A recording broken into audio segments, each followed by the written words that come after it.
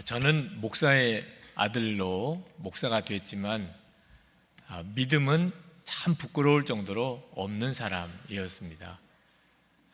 어려서부터 이제 아주 성실하고 모범적인 삶을 살아서 사람들은 제가 믿음이 아주 좋은 줄로 생각을 했지만 그것은 그저 성품이고 그저 인간적인 성실성이지 하나님에 대한 정말 분명한 확신 제게는 없었습니다.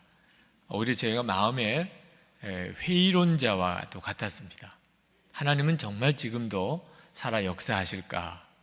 성경을 보면 놀라울 정도로 하나님은 기적을 행하신 하나님, 놀라우신 하나님이시지만 실제로 제 삶 속에서는 이건 진짜 하나님의 일이야, 그렇게 고백할 만한 일이 거의 없는 겁니다. 하나님은 왜 성경에서만 역사하시고 나의 삶 속에서는 일하시지 않으실까? 하나님께서 이따금씩만이라도 하나님은 진짜 살아계시구나 라고 하나님 자신을 드러내시고 하나님의 놀라운 권능을 행하시기만 하셔도 전도하기가 얼마나 좋겠습니까? 그렇죠? 그런데 왜 하나님께서 그렇게 안 하시는 거죠? 그 점이 저에게 한동안 굉장한 답답한 영적인 갈등, 방황이기도 했습니다. 목사의 길은 가야 하지만 하나님에 대한 분명한 확신이 서지 않으니까 고민이 많은 목사가 된 거죠. 그런 제가 이 시편 18편을 가지고 설교를 하는 일이 한편으로는 참 부끄럽다는 생각이 듭니다. 그러면서 동시에 그런 저였기 때문에 오늘 이 시편 18편을 설교하면서 주님이 하셨다는 게 더 분명하게 드러날 수도 있겠구나, 그래서 감사한 마음이 들기도 합니다. 이 시편 18편은 대단히 유명한 성경입니다. 많은 사람들이 좋아하는 성경입니다. 특히 1절 말씀은 정말 많은 분들이 암송하고 또 적어도 한 번은 들어보셨을 만한 구절입니다. 나의 힘이 되신 하나님, 나의 힘이 되신 여호와여, 내가 주를 사랑하나이다. 유명한 다윗의 고백입니다. 이 시편 18편은 다윗이 모든 대적에게서부터 그가 구원을 받고 사울 왕의 손에서 완전히 벗어나게 되던 때, 그날 다윗이 하나님께 구원의 축복을, 하나님이 행하신 그 구원의 놀라운 능력을 찬양하던 그 노래입니다. 다윗은 그렇게 노래할 만했어요. 실제로 다윗이 그것을 경험했으니까. 2절, 3절에 보면 하나님에 대한 여러 고백이 나옵니다. 하나님을 반석이라고, 요새라고, 건지시는 이시라고, 피할 바위시라고, 방패, 구원의 뿔, 나의 산성이라고 이렇게 고백합니다. 그건 다윗이 그대로 경험한 것입니다. 6절, 7절을 보면 6절을 보면 내가 환난 중에서 여호와께 아뢰며 나의 하나님께 부르짖었더니 그가 그의 성전에서 내 소리를 들으시며 그의 앞에서 나의 부르짖음이 그의 귀에 들렸도다. 다윗은 하나님을 향하여 구원의 기도를 드렸고 하나님은 놀랍게 응답하셨어요. 7절에 보면 땅이 진동하고 산들의 터도 요동하였으니, 13절에 보면 여호와께서 하늘에서 우레소리를 내시고 지존하시니까 음성을 내시며 우박과 숯불을 내리시도다. 이런 하나님을 경험하고 싶었습니다. 성경이 그렇게 나오니까 말입니다. 그런 하나님을 나도 좀 경험하게 해주세요. 그래서 하나님에 대해서 전하고 설교할 때 확신도 주십시오. 또 성도들에게도 그런 경험을 주세요. 그러면 다 하나님 뜻대로 살지 않겠습니까? 예수 안 믿는 사람들에게 전도할 때 하나님 좀 이렇게 역사해 주세요. 그러면 다 복음을 받아들이지 않겠습니까? 그것이 저에게 있어서 한편으로는 영적인 갈망이기도 하고 또 한편으로는 영적인 좌절이기도 했습니다. 하나님께서는 왜 내 삶 속에서는 권능의 하나님이라고 경험되지 않는 걸까? 오늘 이 시간에도 여러분 중에 저와 같은 그런 신앙적인 고민을 가지고 있는 분, 하나님을 진짜 믿어야 하나? 안 계시다고 생각하면 계신 것 같고, 계시다고 생각하려니 또 안 계신 것 같고, 그래서 교회는 나오긴 하지만 아직 분명하게 하나님을 믿는다고 말할 수 없는 분들이 혹 계십니까? 그렇다면 의심 많고 확신 없고 믿음이 없었던 제가 하나님에 대해서 지금도 하나님의 놀라운 권능이 함께 계시다고 하는 것을 정말 믿게 된 그런 제 고백의 설교를 좀 드리고 싶습니다. 하나님은 정말 놀라우신 하나님이십니다. 깜짝 놀랄 정도로. 우리가 하나님이 지금은 내 삶 속에서는 역사 안 하시는 것 같다 라고 생각하는 것은 내가 눈이 열리지 않아서 그런 것입니다. 하나님은 다윗이 경험했던 것보다 더 놀라우게 우리 삶 속에 구원의 역사와 그리고 하나님의 놀라운 권능을 베풀어 주고 계세요.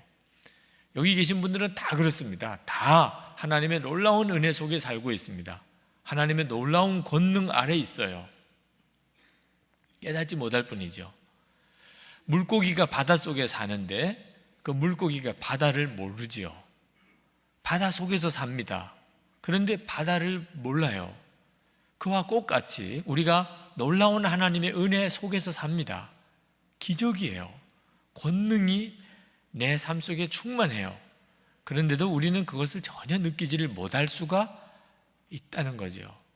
제가 교통사고로 하반신 마비가 되신 성도님을 신방을 했던 적이 있습니다. 그분을 신방하고 제가 오히려 받은 은혜가 아주 컸습니다. 그분이 같이 예배를 드리면서 그런 이야기를 하셨어요. 자기는 굉장히 복이 없는 사람이라고 생각하고 살았대요. 그러니까 교통사고로 또 그런 장애도 당하신 모양이죠. 자기는 불평과 원망이 굉장히 많았던 사람이었대요. 교통사고 당하기 전까지. 그런데 교통사고를 당하고 하반신 마비가 되어서 이제 진짜 전적으로 다른 사람의 도움에 의지해서 살아야 되는 처지에 되고 보니까 자기가 불평하고 원망하고 복도 없다고 생각하던 그때가 얼마나 하나님의 놀라운 은혜 속에 살았는지, 자기가 얼마나 놀라운 하나님의 능력 아래 살았는지 이제 깨달아진다는 거예요. 걸어 다니는 것만 해도, 이렇게 마음대로 걸어 다니는 것만 해도 그게 얼마나 놀라운 은혜였는지, 하나님이 나를 은혜로 덮어주신 것이었구나, 이제는 알겠다는 겁니다. 내가 이렇게 하반신 마비가 되기 바로 전까지 나는 얼마나 행복한 사람이었는지, 얼마나 하나님의 놀라운 은혜 속에 살았는지를 그때는 눈 뜨지 못했을 뿐이지 자기가 그랬었다는 거예요. 그러면서 그분이 하시는 이야기가 지금도 그렇다는 겁니다. 자기가 처음에는 하나님, 저는 정말 교통사고 있기 전으로 돌아가고 싶습니다. 만약에 그렇게만 해주신다면 자기는 늘 찬송하고 늘 감사하고 살겠습니다. 그랬대요. 지금은 아니라 그 말이죠. 하반신 마비가 되신 분이 무슨 기쁨이 있고 감사가 있겠나 말이에요. 그런데 하나님이 다시 자기에게 깨닫게 해주셨대요. 자기가 교통사고 나기 바로 전이나 지금이나 하나님이 내게 부어주시는 은혜는 부족함이 없이 여전히 많다는 사실을. 하나님, 제가 하반신 마비인데 제가 뭐가 하나님의 은혜가 넘칩니까? 그날 교통사고가 있는 그날 하나님이 바로 내 생명을 취하지 않은 것이 처음에는 원망이었대요. 차라리 이럴 바에야 죽게 하시지요. 근데 준비 안 된 채 하나님 앞에 가지 않도록 지금은 하반신은 마비가 되었지만 하나님 앞에 갈 준비가 되어 가는 것이 너무 감사하대요. 여전히 두 손은 마음대로 쓸 수 있고 사랑하는 가족들과 얼마든지 대화할 수 있고 사랑을 고백하고 감사를 고백하고 그리고 자녀들에게 믿음의 유산을 물려줄 수 있는 시간을 주시고, 생각해 보니까 여전히 하나님이 자기에게 베풀어 주신 은혜가 너무 많다는 거예요. 그래서 그날 신방을 하고 참 은혜를 받고 왔습니다. 여러분, 나는 복도 없어, 하나님은 내 인생에 아무 역사를 안 하시나 봐. 여러분, 그거 정말 조심해서 해야 할 이야기입니다. 눈이 열리지 않아서 그런 거예요. 눈이 뜨이지 않으니까 그렇게 보이는 겁니다. 우리 가운데 부족함이 없이 하나님은 놀라운 권능과 그 은혜로 우리와 함께 하고 계세요. 한 분도 빠짐없이, 여기 있는 분 중에 한 분도 제외함이 없습니다. 다윗이 시편 18편에서 하나님의 구원의 영광을, 그 놀라운 하나님의 구원의 역사를 감사하고 감동하고 그리고 찬양하고 있는 그 다윗보다 우리가 받은 은혜가, 우리에게 있는 구원의 역사가 더 놀라워요. 십자가 은혜가 그렇습니다. 우리 모두에게 지금 넘치고 있는 하나님의 권능이 십자가의 은혜예요. 어떤 분들은 좀 실망스러운 생각도 하실 겁니다. 뭘 대단한 능력인가 싶었더니 십자가의 은혜라고요? 이렇게 생각하는 분도 계실 거예요. 십자가의 은혜를 모르시니까 하시는 이야기입니다. 여러분, 다윗은요, 대적의 손에서 건짐을 받은 것으로 인하여 시편 18편에서 하나님께 감격의 찬송을 올리고 있습니다. 자기의 원수들에게서부터 자기를 건져주셨고 사울 왕에게서 완전히 자기를 벗어나게 하시고 구원해 주신 하나님 너무 감사합니다. 그런데 우리는 어떤 구원을 받았죠? 영원한 지옥에 갈 수밖에 없는 처지에서 천국에 가는 자로 하나님의 자녀가 되는 복을 십자가의 은혜로 받았습니다. 누가 도대체 큰 은혜를 받은 거죠? 다윗인가요? 우리인가요? 비교가 안 되는 일입니다. 천국에 가는 그 축복, 지옥에 가지 않게 된 것을 우리가 진짜 깨닫지 못하니까 그렇죠. 사실 하나님께서 나에게 베푸신 은혜는 그저 나를 죽이려고 하던 사람, 원수 같은 사람의 손에서 나를 건져주신 것과 비교가 되지 않아요. 죽을 병에서 살려주신 거, 망할 형편에서 나를 건져내 주신 거, 내가 꼭 이번에 시험을 합격해야 되는데 하나님이 그토록 시험에 잘 좋은 성적 얻게 해주신 거, 비교가 안 되는 일이에요. 나에게 일어난 십자가로 인한 구원의 하나님의 축복은. 그리고 시편 18편은요 다윗의 이야기예요. 다윗의 크게 넓게 보면 이스라엘 백성들의 이야기 있죠. 대적의 손에서 건짐을 받은 겁니다. 우리들이 읽을 때는 다윗은 참 좋겠구나 이런 정도지요. 그런데 십자가의 은혜는요 전 세계 모든 인류에게 허락하신 하나님의 은혜예요. 지금 오늘 이 예배당에 십자가의 은혜가 여러분 위에 가득 차 덮여져 있습니다. 여러분 오늘 교회에 오실 때 신분증 보자 그러고 여러분의 과거를 들먹이면서 들어올 수 있니 없니 그런 이야기 들으셨나요? 누구든지 다 들어올 수 있어요. 여러분 예수 믿을 때 여러분 중에 누구는 자격이 없어서 1년 2년 늦게 믿게 되신 분 있나요? 없어요. 어떤 사람이든지 예수를 믿겠다고 하면 다 문이 열려져 있어요. 본인이 안 믿겠다고 해서 문제지 예수만 믿겠다고 하는 사람에게는 구원의 문이 다 열려져 있어요. 시편 18편은 다윗 한 사람의 이야기예요. 그런데 지금 우리에게 있는 십자가의 은혜는 모든 사람들에게 허락되어진 하나님의 구원의 역사예요. 그 은혜를 지금 우리가 누리고 있단 말입니다. 하박국 2장 14절 말씀에 보면 물이 바다를 덮은 같이 여호와의 영광을 인정하는 것이 세상에 가득함이니라. 하박국이 이 예언을 할 때만 해도 이 예언처럼 이런 역사가 일어날 수 있을까? 물이 바다를 덮은 같이 온 세계 모든 사람들에게 하나님의 영광을 인정하는 것이 그렇게 가득한 그런 일이 일어날 수 있을까? 믿어지지 않는 예언이에요. 그런데 지금은 그게 그대로 다 이루어져 있잖아요. 전 세계 모든 나라 족속에 다 십자가의 복음이 그들 가운데 증거되고 있고 그리고 덮여져 있습니다. 지금은 은혜의 때예요. 하나님이 온 세계 모든 사람들을 십자가의 은혜로 덮고 있습니다. 이 엄청나고 놀라운 하나님의 권능을 뭐라고 설명을 하시겠어요? 어느 신학교에 설교학 교수님이 매 학기마다 강의가 시작이 되면 신학생들을 데리고 공동묘지로 간답니다. 설교와 강의를 신청한 학생들을 데리고 공동묘지에 가서 무덤들 앞에 거기다 강단을 옮겨놓고 그리고 과제를 주는 거예요. 자, 여러분 이제 여기 앞에 무덤 속에 시체들이 다 묻혀 있는데 여러분이 가지고 있는 말씀은 생명의 말씀과 능력의 말씀입니다. 여러분이 여기서 말씀을 전해서 저 무덤 속에 묻혀 있는 시체들이 일어나는 그런 역사가 과제예요. 이제 생명의 말씀을, 능력의 말씀을 선포하고 그래서 그 말씀을 듣고 시체가 일어나서 살아나오는, 그러면 이제 점수를 주고 아니면 빵점인 거죠. 신학생들이 처음에는 다 여러분처럼 피식 웃고 말도 안 되는 이야기죠. 아니 어떻게 무덤 앞에서 설교해서 죽은 시체가 살아나오나 말입니다. 그런데 교수님은 진지하세요.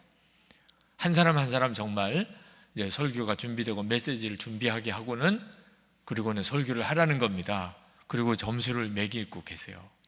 그러니 신학생들이 처음에는 뭐 농담처럼 생각했다가 이제 점점 마음이 심각해집니다. 저 무덤을 향하여, 죽은 뼈만 남은 시신을 향하여 내가 무슨 말을 전해야 저 시체가 살아날 수 있을까? 신학생들 따라서는 정말 한번 도전하는 마음을 가지고도 해보는 사람도 생기고, 하나님이 명하시니 마른 뼈들아 일어나라 이러기도 하고, 나사로야 나오너라 그러기도 하고, 물론 한 건의 시신도 일어난 일은 없이 아무 일이 없었지만 그 교수님이 그 신학생들에게 했던 권면이 저에게도 너무 귀한 말씀이더라고요. 여러분이 앞으로 설교할 때 명심하세요. 오늘 공동묘지에서 설교했던 이 경험을 잊어버리지 마세요. 항상 이런 상황이라는 것을 알고 생명의 말씀, 능력의 말씀을 전해야 합니다. 여러분들은 설교할 때 죽은 자가 살아나야 하는 말씀을 전하는 것입니다. 죽은 시신이 살아나는 것보다 더 심각한 문제가 영혼이 죽어 있는 사람입니다. 그들은 영원한 지옥에 갈 것이에요. 그 죽어 있는 그 영혼을 향하여 하나님은 생명의 말씀을 전해 주십니다. 그들이 생명의 말씀을 듣고 믿으면 그 죽었던 영혼이 살아나고 지옥에 가지 않고 영생을 얻게 되는 것입니다. 앞으로 여러분이 설교할 때 이 공동묘지에서 말씀을 전해야 할 때 그 심정으로 여러분들이 말씀을 준비해야 합니다. 여러분, 우리가 전하는 복음이 죽은 영혼들이 살아나는 놀라운 능력의 복음입니다. 이번 속회 전도를 하실 때 다 여러분들이 경험하실 일입니다. 여러분들이 전하는, 여러분이 생각할 땐 너무나 어설퍼 보이는 것처럼 여겨지는 그 복음이 생명의 복음이요 능력의 복음이라, 영혼이 죽어서 영혼이 지옥에 갈 수밖에 없는 바로 그 영혼이 말씀을 듣고 살아나는 역사가 일어나는 것입니다.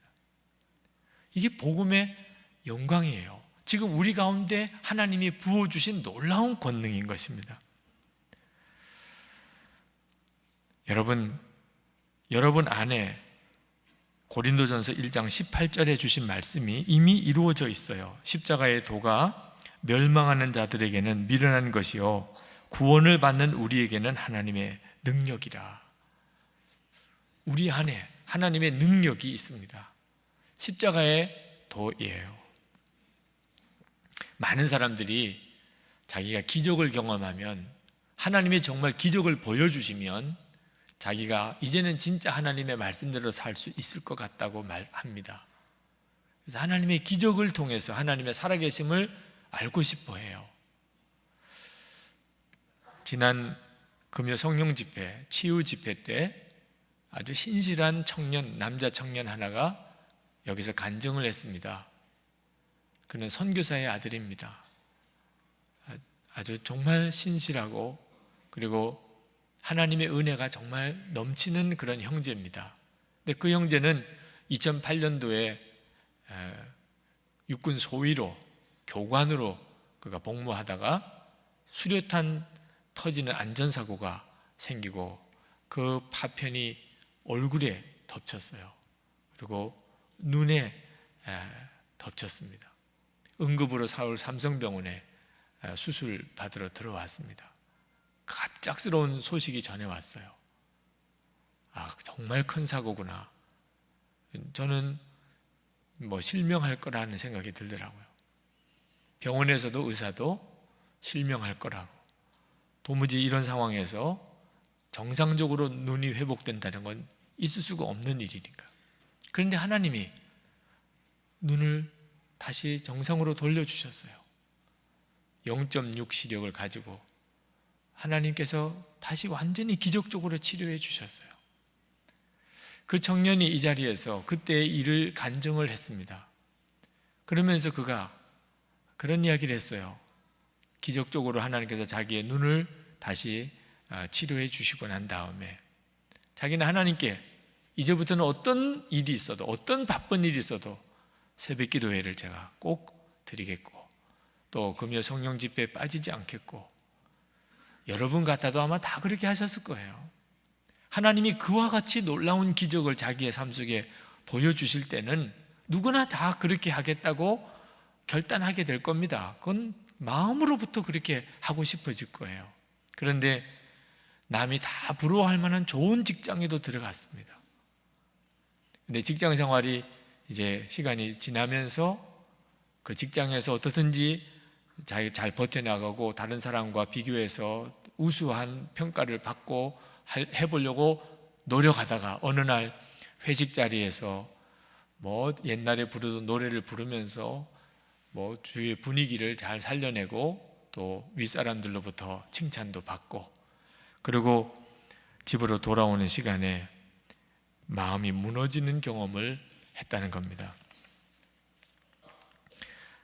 그 형제가 고백했던 내용대로입니다. 마음 한구석이 뻥 뚫린 것 같은 공허한 마음이 들었습니다. 더 이상 마음의 중심에 주님이 계시지 않는다는 것을 깨달았습니다. 비참할 만큼 답답한 가슴을 붙잡고 나도 모르게 기도가 나왔습니다. 이런 삶이라면, 이런 성공이라면 차라리 앞을 보지 못하던 그때가 더 좋았을 것 같습니다. 하나님의 기적을 경험하고 자기는 완전히 이제는 하나님 말씀대로만 살겠다고 그렇게 결단했었지만 그게 한순간으로 지나가 버리네요. 세월이 지나고 나니까, 시간이 흘러가고 나니까 다시 또 다 옛날로 돌아와 버리고 마네요. 하나님의 권능과 기적을 내가 보고 나면 나는 달라질 거예요. 하나님이 나에게 살아계심을 보여주지 않으시니까 내가 하나님 말씀대로 살 용기를 못 내는 거잖아요. 다 모르고 하는 이야기입니다. 하나님의 살아계신 놀라운 역사와 기적을 보았다 하더라도 역시 똑같이 되어버리고 맙니다.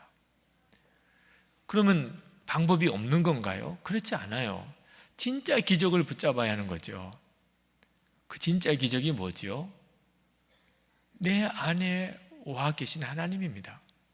우리는 하나님을 한 번 놀랍게 경험하는 게 아닙니다. 여러분, 십자가의 은혜, 십자가의 복음의 영광이 큰 것은 우리와 항상 함께 하시는 하나님에 대해서 우리 눈을 열어주는 것입니다. 예수님 하나님이시지만 사람의 몸을 입고 이 땅에 오셨어요. 우리 위에 십자가에 죽으셨어요. 그리고 사흘 만에 부활하셨어요. 그러나 그게 끝인가요?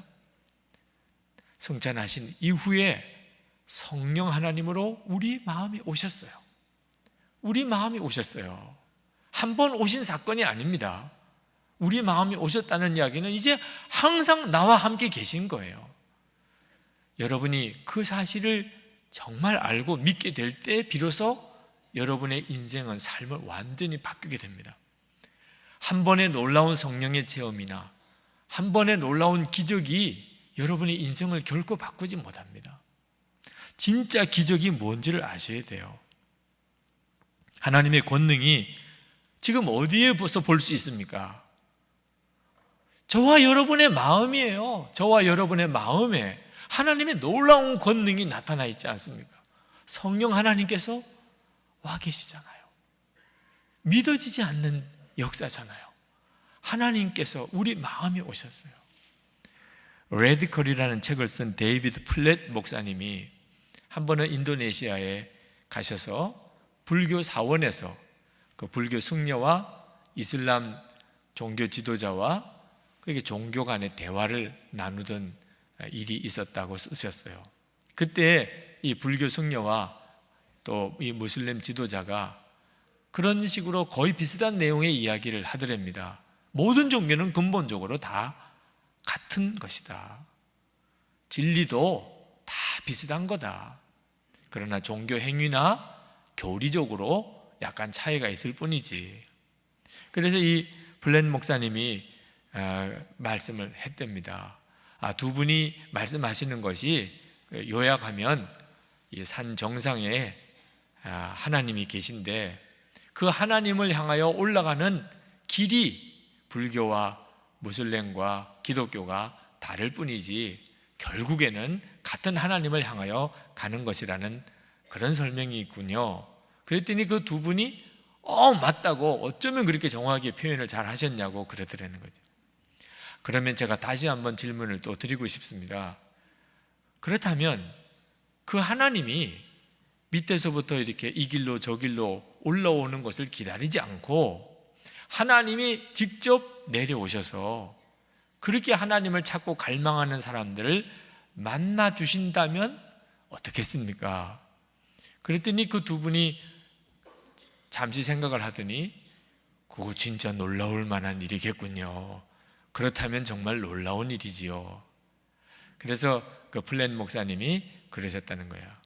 바로 그렇게 하신 예수님에 대해서 제가 전해드릴까요? 그랬다는 겁니다. 여러분, 하나님을 찾는, 신을 찾는, 진리를 찾는 그런 사람의 노력을 종교라고 한다면 기독교는 하나님이 직접 우리를 찾아오신 것이에요. 이 일이 저와 여러분에게 이루어졌어요. 우리는 이 엄청나고 놀라운 일을 실제로 경험하고 살고 있는 겁니다. 하나님이 우리 마음에 오셨어요. 오늘 이 시간 여러분들을 여기까지 불러 모으신 분이 하나님이세요. 우리 안에 오신 하나님이세요. 여러분이 이것을 정말 깨닫고 눈이 뜨일 때, 그때 우리의 삶에 역사가 일어나요. 다윗이 전쟁에서 이긴 것, 그 기적이라고. 다윗이 원수의 손에서 자기가 건짐을 받은 것, 그 기적이라고. 그가 시편 18편에서 얼마나 감격스럽게 하나님께 노래하고 있는지 모릅니다. 근데 여러분, 우리가 가지고 있는 기적은요, 하나님이 우리 마음에 오신 거예요. 다윗이 더 놀라워요. 우리가 더 놀라워요.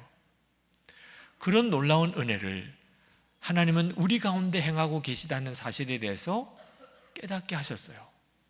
이것을 깨닫는 순간에 저는 꼬꾸라졌다고 해도 과언이 아닙니다. 하나님, 제가 정말 믿음이 없어서 하나님은 왜 내게는 역사 안 해주십니까? 내 눈에는 왜 하나님이 아무런 기적을 행하지 않으십니까? 그랬던 하나님, 저를 용서해 주십시오. 세상에 이보다 더 놀라운 기적이 어디 있어요? 여러분, 이것을 깨달을 때부터가 진짜예요. 죽을 병에 살아나는 거, 빚더미에서 건짐 받는 거, 그건 정말 한순간의 사건에 끝납니다. 그러기만 하면 나는 다시는 죄짓지 않고 하나님 뜻대로, 그거 다 자기가 자기를 몰라서 하는 이야기입니다. 늘 나와 함께 계시는 그 하나님을 아는 눈이 뜨여야만 비로소 내 인생에 진짜 변화가 일어나요. 다윗이 소년 목동이었을 때 그 거인 골리앗을 거꾸로 때린 유명한 사건, 여러분 다 잘 아시죠? 정말 어떻게 그런 믿음을 가질 수 있었을까요? 소년 다윗인데, 아니 거인 골리앗을 앞에 놓고 내가 싸우면 이길 거다, 이런 믿음이 어떻게 생겼냐 말입니다. 믿어지면 그러면 문제가 될 게 없지요. 문제는 믿어지지 않으니까 문제인 거죠. 그런데 다윗이 그런 믿음을 가지게 된 이유에 대하여 다윗이 스스로 설명을 했습니다. 사울 왕이 도무지 다윗이 골리앗과 싸우러 나가겠다고 하니까 믿음지가 않았어요. 아니 소년인데, 너는 소년인데 어떻게 저 거인 장수를 너가 싸우겠다고 하느냐. 그때 다윗이 너무너무 안타까워서, 아니 좀 제발 좀 저를 보내주세요. 제가요 아버지의 양떼를 기를 때 곰도 오고 사자도 와서 내 양을 움키고 가려고 할 때 제가 사자와 곰의 그 입에서 내 양을 되찾아온 사람입니다. 나 저 골리앗 얼마든지 이길 수 있습니다. 그 엄청난 확신 때문에 결국 싸우러 보내준 거죠. 그런데 여러분 생각해 보세요. 이 소년 다윗이 곰하고 사자하고 싸웠다는 것도 이것도 대단한 일이잖아요. 아니 곰하고 사자가 양을 물고 가는데 어지간하면 안녕히 가시라고 다시는 오지 마시라고 이러고 말지, 그걸 쫓아가서 어떻게 그걸 뺏어올 생각을 합니까? 근데 이 다윗은 그랬다는 겁니다. 어떻게 그런 믿음을 가졌을까요? 이제부터 상상의 도움을 좀 받아보시면 좋겠어요. 다윗이 아버지 명령에 의해서 어릴 때 목동으로 그가 양을 쳐야 했습니다. 그때 당시는 어린아이도 일을 해야만 먹고 사는 시절이니까. 양떼를 칠 때 들판에서 잠을 자야 했어요. 지금도 그렇지만 다 그렇게 삽니다. 자, 이 아이가 집에서 자는 것도 아니고 들판에서 자기 혼자 아버지 떠나서 형들 떠나서 짐승 소리 들리는 그 들판에서 처음 잠을 자던 날 다윗이 얼마나 무서웠겠어요. 밤이 되어 깜깜해지고 온갖 짐승 소리가 들릴 때 그 양들만 있는데 자기 혼자서 거기서 자야 돼요. 그때 다윗이 아버지로부터 들었던 하나님에 대해서 생각했을 겁니다. 하나님이 계시되 우리 민족을 애굽에서 구원해내신 하나님, 우리는 그 하나님이 택한 백성이래. 하나님은 우리를 사랑하신대. 우리를 지키시고 구원해 주시는 하나님이시래. 아버지로부터 들었어요. 근데 이제 밤에, 깜깜한 밤에 혼자서 그 밤을 지내야 되는데 그가 하나님께 기도하지 않았겠습니까? 하나님, 무섭습니다. 나 혼자서 여기서 자야 된대요.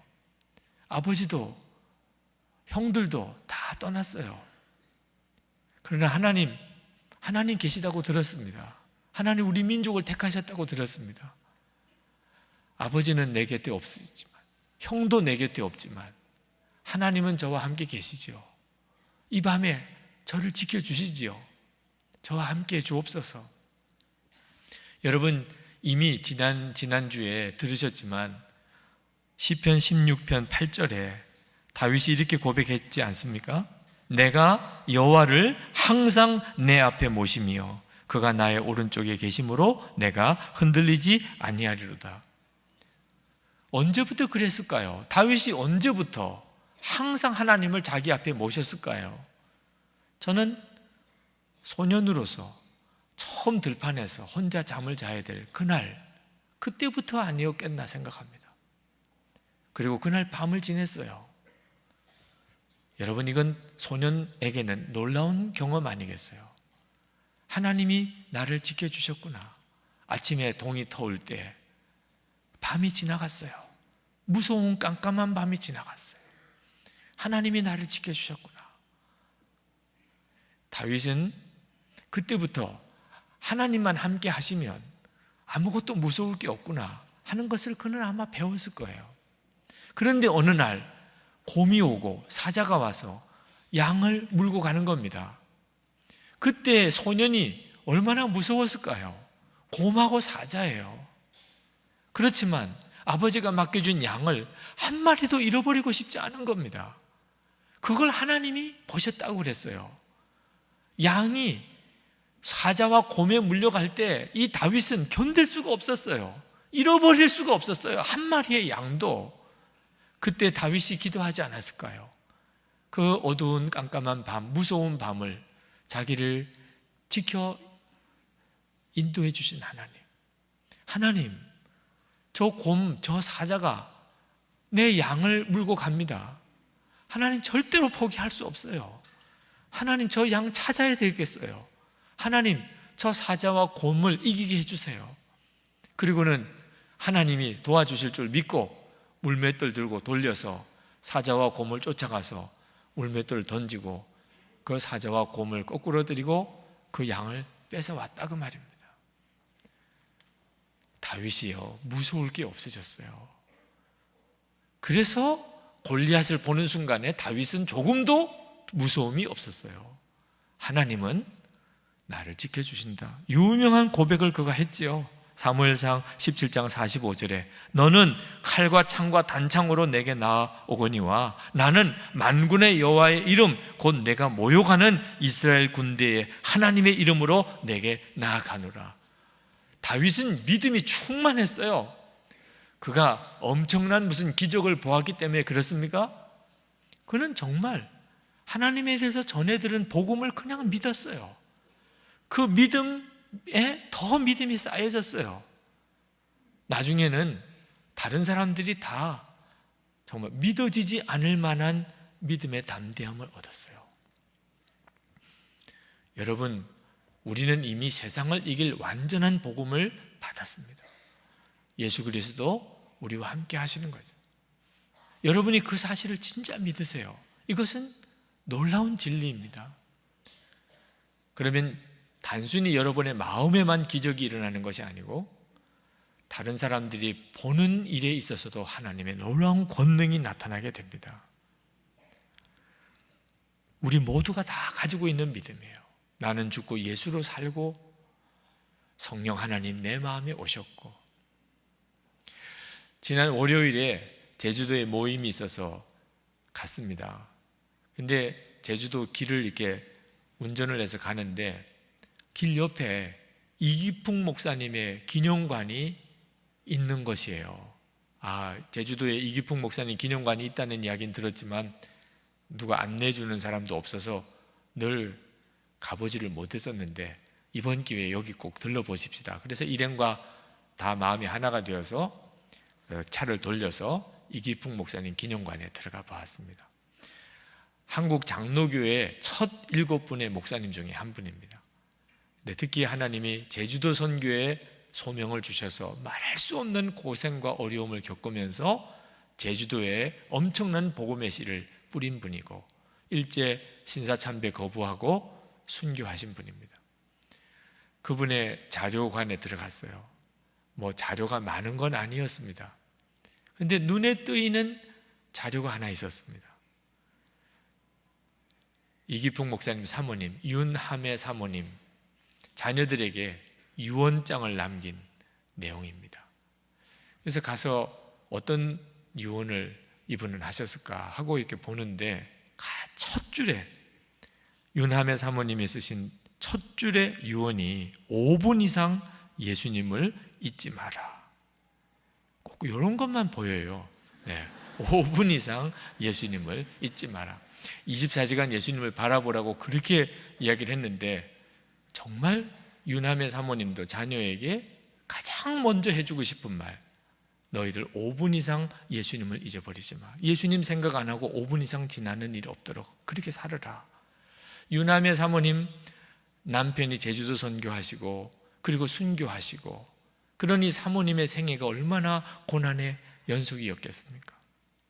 그런데 그렇게 어려운 세월을 다 지나고 난 다음에 자녀들에게 물려줄 신앙의 유산이 있다면 5분 이상 예수님 잊어버리지 않고 살면 걱정할 거 없어.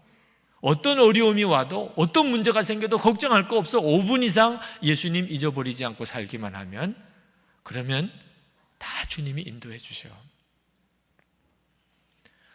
여러분 그렇습니다. 하나님은 이미 우리에게 세상을 완전히 이길 모든 비밀을 다 주셨어요. 놀라운 기적이 우리 안에 일어났어요.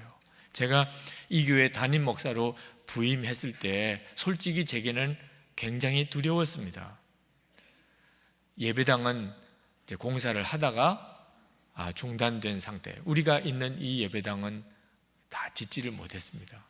이것도 마무리해야 되는데 문제는 빚도 너무 많고 공사비도 너무 많이 들어가고 교인들은 너무 적은 교인만 남아있고 하나같이 다 이걸 어떻게 해결할지 두려웠어요.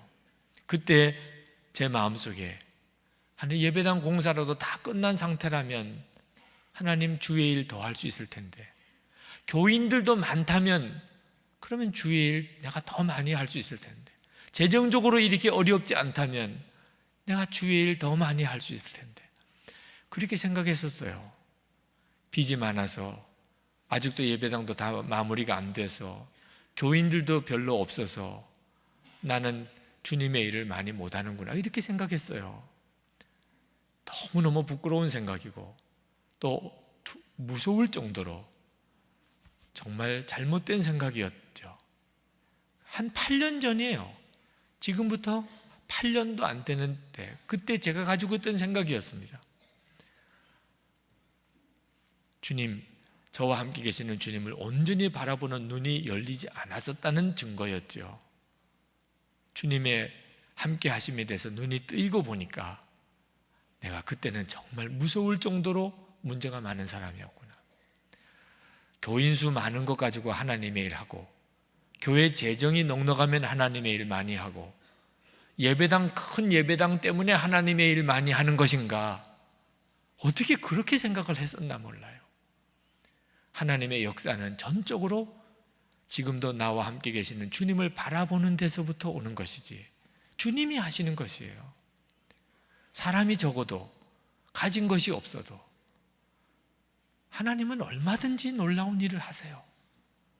주님이 하시니까.